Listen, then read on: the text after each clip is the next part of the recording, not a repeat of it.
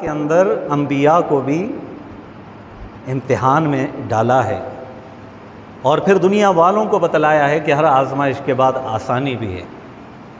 تو حضرت یوسف علیہ السلام کا واقعہ بھی آپ جانتے ہیں، پورا تفصیلاً واقعہ اس کے لیے تو ایک دو جمعے درکار ہیں، لیکن آپ بارہا یہ سن چکے ہیں درس قرآن کے اندر بھی کہ موسیٰ علیہ السلام کے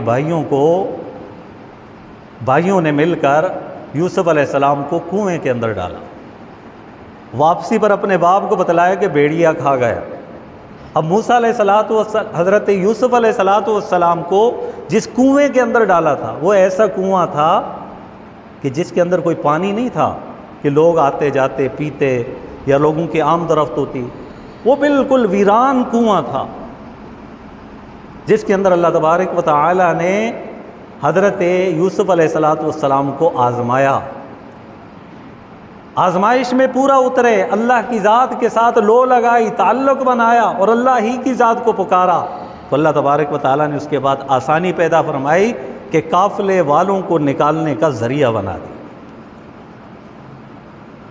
اور جب نکالا تو انہوں نے کہا ہم تو اسے غلام بنائیں گے۔ اب دیکھیں پھر آزمائش آ گئی۔ غلامی کی زندگی یہ کسی آزمائش سے کم تو نہیں ہوتی، آزاد آدمی ہو اس کو غلام بنا دیا جائے تو یہ بہت بڑی آزمائش تھی۔ اس آزمائش پر بھی صبر شکر کیا، اللہ کی ذات کو پکارا، اللہ کی ذات کے ساتھ تعلق کو قائم رکھا، تو اللہ رب ذوالجلال نے اس کے بعد آسانیاں پیدا فرمائی۔ عزیز مصر نے اس کو خریدا اور گھر میں جا کر بتایا کہ یہ ہمیں عسیٰ ان ینفعنا، قریب ہے کہ یہ ہمیں نفع پہنچائے گا، یا یہ کہ ہم اسے اپنا بیٹا بنا لیں گے۔ کتنی آزمائشیں گزری اور یہاں اللہ تعالیٰ نے شاہی گھر عطا کر دیا، اس کے اندر پرورش پا رہے ہیں، جوانی کی عمر کو پہنچے پھر آزمائش میں مبتلا ہو، اور پھر اس کے بعد اللہ تبارک و تعالیٰ نے آزمائش در آزمائش کے بعد اللہ تبارک و تعالیٰ نے وہ آسانیاں دیں کہ مصر کا حضرت یوسف علیہ السلام کو اللہ نے بادشاہ بنا دیا۔ تو آزمائشیں انسان کی زندگی میں آتی رہتی، لیکن جو مومن بندہ ہوتا ہے، جو ایمان والا ہوتا ہے، جو اللہ سے ڈرنے والا ہوتا ہے، وہ کہتا ہے کہ ربا یہ تیری طرف سے ہے، تو ہی اس کو ختم فرما، یا اللہ میں پھر بھی صبر کرنے والوں میں سے ہوں، شکر کرنے والوں میں سے ہوں گا، کیونکہ مومن بندہ جانتا ہے شکر کروں گا تو نعمتوں میں اضافہ ہوگا، ناشکری کروں گا تو نعمتوں میں کمی آ جائے گی۔ تو کوئی بھی عقل مند شخص یہ نہیں چاہتا کہ میری نعمتوں کے اندر کمی آئے، تو اس کا آسان طریقہ یہ ہے کہ وہ اللہ کی ذات کا شکر ادا کرنا چاہیے۔ بہت ساری نعمتوں سے اللہ تبارک و تعالیٰ نے ہمیں نوازا، یہ چلنے پھرنے کی نعمت کیا کم نعمت ہے؟ کتنے لوگ ایسے ہیں جو چل پھر نہیں سکتے، جو سہارے پر چلتے ہیں، کوئی ویل چیئر پر جو ہے نا وہ چلتا ہے، کوئی اسٹریچر پر اس کو لے جایا جاتا ہے، کہیں وہ بیچارہ اپنی جگہ سے وہ لیٹا ہوتا ہے، کروٹ نہیں بدل سکتا، تو اللہ رب ذوالجلال نے کتنے لوگوں میں سے ہمیں وہ صحت عطا فرمائی ہے کہ ہم اللہ کے گھر کے اندر آتے جاتے ہیں، اپنے قدموں سے آتے ہیں اور اپنے قدموں سے جاتے ہیں۔ یہ کوئی کم نعمت ہے؟ یہ بہت بڑی نعمت ہے اللہ نے عطا فرمائی۔ اسی طرح بولنے کی نعمت ہے، دیکھنے کی نعمت ہے، سننے کی نعمت ہے، عقل کی نعمت ہے، شعور کی نعمت ہے، اخلاق کی نعمت ہے، نماز پڑھنے کی نعمت ہے، اچھے عمل کرنے کی نعمت ہے، اولاد کی نعمت ہے، گھر بار کی نعمت ہے، پھلوں کی جو ہے نعمت ہے، فصلوں کی صورت میں نعمتیں ہیں۔ اللہ تعالیٰ نے ہمیں بے شمار نعمتوں سے نوازا، تو اس پر شکر کریں۔ اور جب آزمائش اللہ تعالیٰ کی طرف سے آتی ہے، بندہ صبر کرتا ہے تو شکر کرتا ہے، تو اللہ تعالیٰ اس کا نعم البدل اس سے بہتر جو ہے وہ عطا فرماتا ہے۔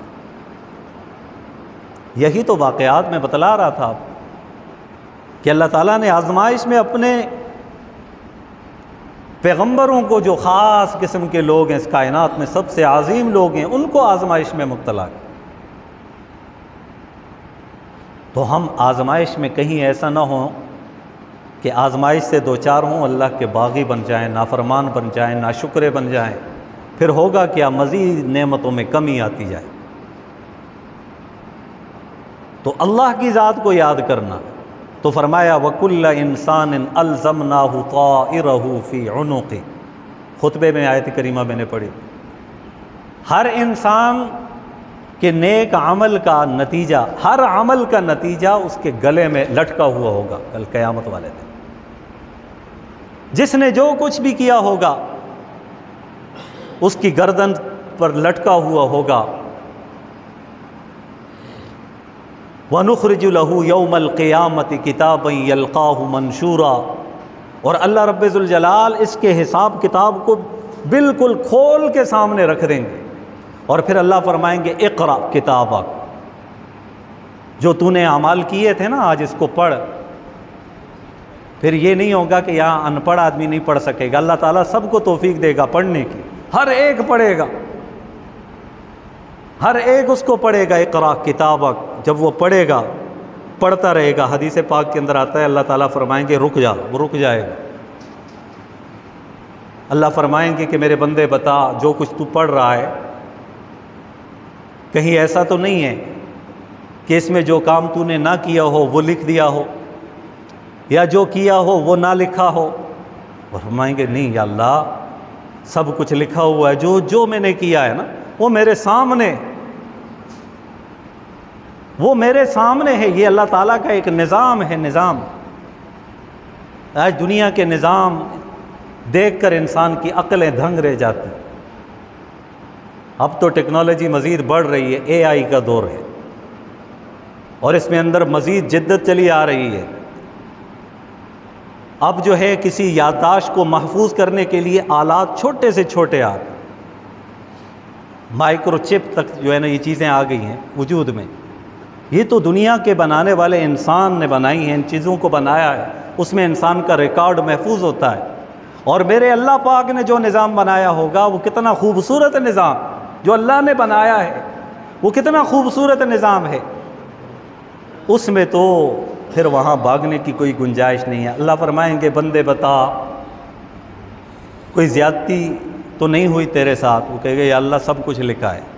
پھر انسان اور پڑھے گا اور پڑھے گا، مزید پڑھتا جائے گا، پوری زندگی اس کے سامنے یوں سامنے آ جائے گی۔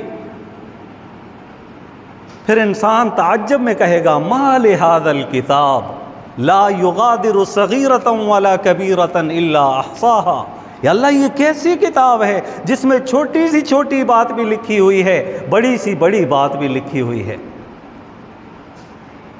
پھر اللہ فرمائیں گے کہ بتاؤ تم دنیا میں میری ذات کے ساتھ دوسروں کو شریک ٹھہراتے تھے، وہاں پر انکار کرنے لگے، واللہ ربنا ما کننا مشرکین۔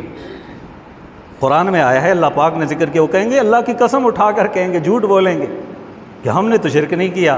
اللہ فرمائیں گے کہ نہیں، الیوم نختم علی افواہہم، اللہ تعالیٰ منہ کے اوپر مہر لگا دے گا، زبان بند ہو جائے گی، پھر انسان کے جسم کے اعضاء اس کے خلاف بول اٹھیں گے،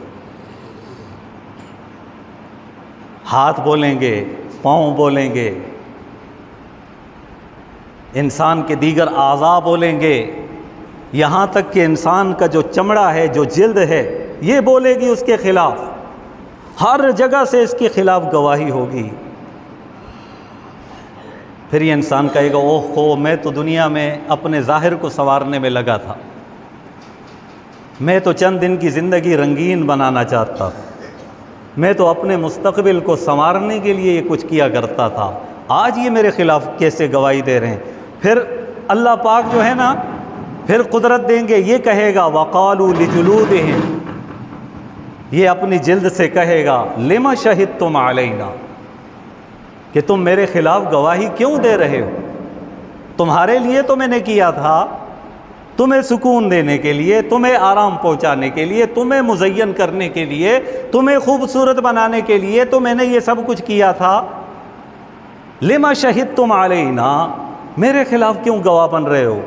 قالوا، اللہ پاک ان کو زبان عطا فرمائیں گے اور وہ کہیں گے انطقنا اللہ الذی انطق کل شیء، آج اللہ تعالیٰ نے ہمیں بولنے کی طاقت عطا کی ہے، جس نے ہر چیز کو بولنے کی طاقت دی ہے۔ آج اللہ کا حکم روئیں روئیں پر چلے گا، جو انسان کا رواں رواں ہے یہ اس کے خلاف اس کے گواہی دیتے رہیں گے۔ پھر بھاگنے کی کوئی جگہ نہیں ہوگی، پھر انسان کہے گا این المفر، میں کہاں کی طرف، کس جانب بھاگوں؟ تو اللہ فرمائیں گے کہ بھاگنا چاہتے ہو تو بھاگنے کی کوشش کرو، جہاں بھی جاؤ گے میری قدرت کو پاؤ گے۔ وہ بھاگنے کی جگہ نہیں ہوگی۔ تو اسی لیے ہر انسان کا عمل جو ہے اس کی گردن پر ہوگا۔ جو نیک عمل کریں گے وہ اخلاص کی صورت میں ہوگا، اور جو برا عمل کریں گے پھر اس کی برائی سب کے سامنے بیان کی جائے گی۔ پورے دنیا کے انسانیت کے ساتھ حضرت آدم علیہ السلام سے لے کر آخری انسان جمع ہوں گے، جو آخری انسان تک جتنے افراد ہیں وہ سب کے سب اکٹھے کیے جائیں گے۔ اگر ان کے سامنے ہماری بدعمالیوں کا تذکرہ ہوا تو پھر ہمارا کیا بنے گا؟ اگر اللہ پاک ان میں سے فرما دیں وَامْتَازُوا الْيَوْمَ أَيُّهَا الْمُجْرِمُونَ، اے مجرم لوگو الگ ہو جاؤ یہاں سے، تو پھر کیا بنے گا؟ مرنے سے پہلے مرنے کی زندگی، مرنے سے پہلے جو زندگی اللہ نے ہمیں عطا کی ہے وہ اسی لیے کی تاکہ کل وہاں پر رسوائی کا سامنا نہ کرنا پڑے، وہاں پر شرمندگی نہ اٹھانی پڑے۔ یہاں شرمندگی سے بچنے کے لیے کیا کچھ نہیں کرتے ہیں، کسی کو پتہ نہ چل جائے، گھر والوں کو پتہ نہ چل جائے، میرے عزیز و اقارب رشتہ داروں کو پتہ نہ چل جائے، میرے محلے داروں میری برادری کو پتہ نہ چل جائے، لیکن وہاں پر سب کے پول کھول دیے جائیں گے۔ فَمَن يَعْمَلْ مِثْقَالَ ذَرَّةٍ خَيْرًا يَرَهُ وَمَن يَعْمَلْ مِثْقَالَ ذَرَّةٍ شَرًّا يَرَهُ، جس نے ایک رائی کے دانے کے برابر بھی نیکی کی ہوگی وہ بھی دیکھے گا، اور ایک رائی کے دانے کے برابر کسی کے ساتھ برائی کی ہوگی وہ بھی دیکھے گا۔ یہ عمل کی جگہ ہے، بدلے کی جگہ وہ آخرت کی ہے، وہاں بدلہ ہوگا۔ یہ قیامت کا دن ضرور ہوگا۔ اگر یہ نہ ہو تو پھر ظالم اور مظلوم کے درمیان میں فرق کیسے؟ پھر نماز پڑھنے والے نہ پڑھنے والوں کے درمیان میں فرق کیسے؟ فرما برداروں اور نافرمانوں میں فرق کیسے ہوگا؟ پھر ایمان والوں اور کافروں کے درمیان میں فرق کیسے ہوگا؟ تو اللہ تعالیٰ نے قیامت کا دن اسی لیے رکھا ہے، اور یہ ہمیں موقع عطا کیا اللہ پاک نے کہ اس موقع کو غنیمت جانتے ہوئے اس کو قیمتی بنائیں اور نیک اعمال کے ذریعے سے آگے کی طرف روانہ ہو جائیں۔ سیدنا علی المرتضیٰ رضی اللہ تعالیٰ عنہ کا قول ہے، وہ فرماتے ہیں کہ اے انسانوں تم سوئے ہوئے ہو، اور جب تم پر موت آئے گی نا پھر تم جاگو گے۔ یہاں پر انسان کو پتہ نہیں ہے نا، نہ جہنم کو دیکھا، نہ جنت کو دیکھا ہے، نہ قبر کو دیکھا ہے، نہ روح کے نکلنے کی تکلیف کو محسوس کیا ہے، لیکن ایمان والوں کا تو ایمان ہے نا کہ ہم نے دیکھا نہیں ہے، لیکن ہمارے آقا صلی اللہ علیہ وسلم نے فرمایا ہے، تو اس لیے قبر کا عذاب بھی حق ہے۔ روح کا سختی کے ساتھ نکلنا، آرام کے ساتھ نکلنا، قبر کا جنت کا باغوں میں سے باغ بن جانا، جہنم کے گڑھوں میں سے گڑھا بن جانا، یہ حق ہے، یقینی ہے۔ کیوں؟ آمنہ کے لال محمد رسول اللہ صلی اللہ علیہ وسلم نے جو بیان فرمایا، تو وہاں آنکھ کھلے گی، وہاں ہر عمل کا نتیجہ سامنے ہوگا۔ پھر انسان کہے گا اوہو ہے افسوس، کاش، پھر اس کا کوئی فائدہ نہیں۔ آج افسوس کاش اس کا فائدہ ہے۔ اگر میری زندگی میں یہ افسوس ہے کہ میں رب کی نافرمانی کرتا ہوں تو نافرمانی سے آج توبہ طائب ہو جاؤ۔ اگر میری زندگی کے اندر نمازوں کی پابندی نہیں تھی، آج یہ عہد کر لیں اور ارادہ کر لیں، پختہ عزم کر لیں کہ انشاءاللہ اب میں رب کی فرمانبرداری کرتے ہوئے 5 وقت کی نماز ضرور پڑھوں گا۔ اگر میں نے کسی کے ساتھ زیادتی کی ہے میں اس سے معافی مانگوں گا، یا اللہ میں نے تیرے حق تلفی کی ہے اس حقوق کی ادائیگی کی کوشش کروں گا، ورنہ یا اللہ میں توبہ کرتا ہوں مجھے معاف کرتے۔ تو یقین جانیے اللہ تعالیٰ آج معاف فرما دیں گے۔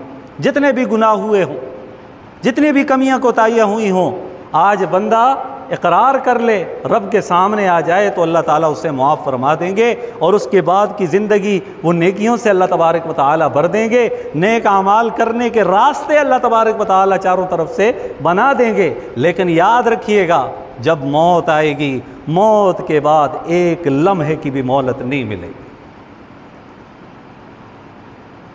ایک لمحے کی بھی مہلت نہیں ملے گی۔ بندہ کہہ دے کہ اللہ اب مجھے ایک دفعہ پھر موقع دے، پھر موقع نہیں ملے گا۔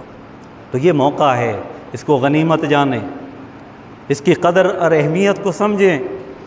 یہ ظاہری حسن ہے، یہ ظاہری رعنائیاں ہیں، یہ ظاہری چہکنا ہے، مہکنا ہے، چیزوں کا نظر آنا، یہ ظاہری ہے جو اللہ پاک نے عطا کی۔ لیکن اللہ پاک نے ایمان والے بندوں کے لیے وہ کچھ رکھا ہے کہ جن کے اوپر کبھی بھی زوال نہیں آئے گا، جو ختم نہیں ہوں گی۔ وہاں کی جوانی ہمیشہ کی جوانی ہوگی، وہاں کی نعمتیں ہمیشہ کے لیے ہوں گی، کسی نعمتوں کے اندر کوئی کمی نہیں آئے گی۔ کوئی یہ نہیں کہے گا کہ یہ چیز زیادہ استعمال ہو رہی ہے تو کم ہو جائے گی، نہیں، وہ اللہ کے خزانے ہیں۔ جتنے اللہ تبارک و تعالی مخلوق پر، بندوں پر خرچ کرتا ہے، اتنے خزانوں کے اندر ذرہ برابر بھی کمی نہیں آتی۔ تو وہاں پر بھی اسی طرح کا سلسلہ ہوگا، وہاں کی زندگی ہمیشہ کی زندگی، اس کو بنانے کے لیے یہاں محنت کرنی ہوگی، یہاں رب کے گھر کو آباد کرنا ہوگا، اپنے دل کو سنت رسول صلی اللہ علیہ وسلم سے سجانا ہوگا، اپنی آخرت کو یاد رکھنا ہوگا، مرنے کی زندگی، مرتے وقت کی کیفیت کو یاد رکھنا ہوگا۔ اسی وجہ سے تو صوفیاء کرام فرماتے ہیں مراقبہ کیا کرو۔ مراقبہ کیا ہے؟ کبھی تنہائی میں اکیلے بیٹھ کر یکسوئی کے ساتھ یہ سوچو کہ میں ایک دفعہ یہ بھی مراقبہ کرو کہ ایک دن میں نے مر جانا ہے، جب میں مر جاؤں گا تو میرے ساتھ کیا ہوگا۔ یہ کیفیت یاد رکھیں تو یقین جانیے مرنے کے لیے تیاری کرنا آسان ہو جائے گا۔ اور شیطان نے بھی وعدہ اللہ تعالیٰ سے کیا تھا کہ یا اللہ دنیا کو میں اتنا مزین کروں گا، اتنا خوبصورت بنا دوں گا کہ یہ لوگوں کا رجحان دنیا کی طرف بڑھ جائے گا اور آخرت کی طرف نہیں ہوگا۔ تو اللہ پاک نے بھی اعلان فرمایا کہ یاد رکھنا جو میرے نیک بندے ہوں گے ان پر تیرا وار نہیں چلے گا، جو میرے فرما بردار ہوں گے ان کے لیے میں نے جنت بنائی ہے، جنت کی نعمتیں اس کے لیے رکھی ہیں، اور جو میرا نافرمان ہوگا، تیری پیروی کرے گا، تیرے لیے بھی جہنم کو بنایا ہے اور تیرے ماننے والوں کے لیے بھی جہنم۔ تو عزیزان گرامی، ذرا تنہائی کے اندر بیٹھ کر کبھی اپنے اعمال کے اوپر، اگر کسی کو نہیں پتا تو مجھے تو پتا ہے نا، وہ عربی کا کیا مقولہ ہے کہ من آنم کے من دانم، میں وہ ہوں جو میں جانتا ہوں۔ ہر ایک انسان کو اپنا تو پتا ہے نا میں نے کیا کیا، تو اس لیے تنہائی میں ان کو سوچ کر اگر توبہ تائب نہیں ہوا تو توبہ تائب ہو جائے۔ زندگی میں برائیاں ہیں تو نیکی کرنے کا عزم کرے، انشاءاللہ برائیاں ختم ہو جائیں گی، نیکیاں اس کی زندگی کے اندر آ جائیں۔ نماز پڑھنا شروع کر دے، بندہ کہتا ہے کہ دل بھی کرتا ہے، کہتا بھی ہوں کہ صبح پڑھوں گا لیکن پھر اٹھتا ہوں تو نہیں پڑھ سکتا۔ بھائی شیطان نے محنت کی ہوئی ہے تو کہ شیطان کی کمر کو توڑنا ہے، اور ہم نے کہنا ہے کہ میں نے اپنے رب کے حکم کو پورا کرنا ہے۔ تو کتنے ایمان والے لوگ ہیں جو سخت سردیوں کے موسم میں ٹھٹھرتی ہوئی ہوائیں چل رہی ہوتی ہیں اور جسم بھی کمزور ہوتا ہے، نحیف ہوتا ہے، چھوٹی سی سردی برداشت نہیں کر رہے ہوتے، لیکن اس کے باوجود بھی رب کو راضی کرنے کے لیے گرم بستروں کو چھوڑ کر وہ اللہ کے گھر کی طرف آتے ہیں۔ کیا اللہ پاک نہیں دیکھ رہا؟ کیا اس کا اجر و ثواب نہیں اللہ پاک عطا فرمائیں گے؟ ضرور عطا فرمائیں گے۔ تو اس لیے اللہ پاک نے موقع دیا ہے، اس کو غنیمت سمجھتے ہوئے ہم آخرت کی تیاری کرنے والوں میں سے ہو جائیں۔ اللہ کریم سے یہی دعا ہے کہ رب العالمین جو کچھ کہا گیا سنا گیا، اللہ تعالی ہم سب کو عمل کرنے کی توفیق نصیب فرمائے۔